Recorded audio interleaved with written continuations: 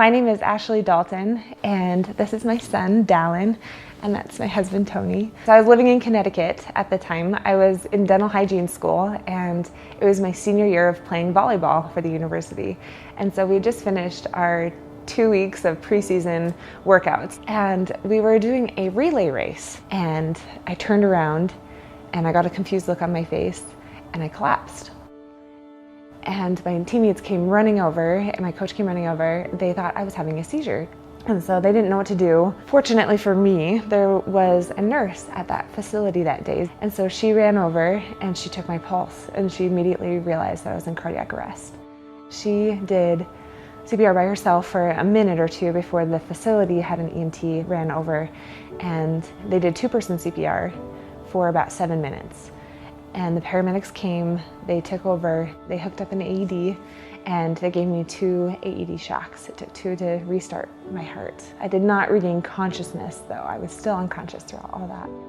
They didn't know if she'd ever wake up. At that moment, I wondered if I'd ever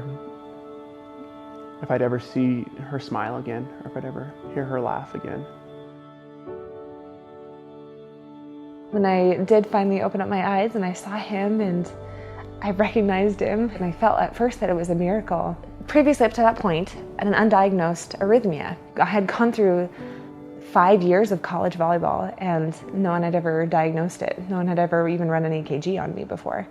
And so it was a surprise for me. I had no idea that I had it, and that long QT is what it's called. It can cause sudden death. The CPR was what was keeping oxygen flowing through my body, and so that was what was preserving all my tissue, all my brain tissue, my heart tissue, everything that makes me me was being preserved by the work that they were doing. I think it's fair to say that having a cardiac arrest and coming back basically from the dead has changed about everything. I'm so grateful that I still have my life and that I have my son and all these wonderful things, all these wonderful blessings. He's so important to me and so important to my husband. It's just, we are so grateful for every single moment that we have together.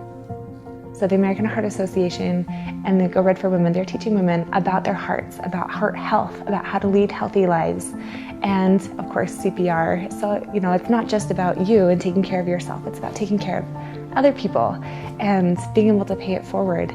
They're so active in the community and in each other's lives. I just feel such a strong blanket of support. We are accomplishing so much. Even getting more people educated is the pinnacle of what the American Heart Association and Go Red for Women can do.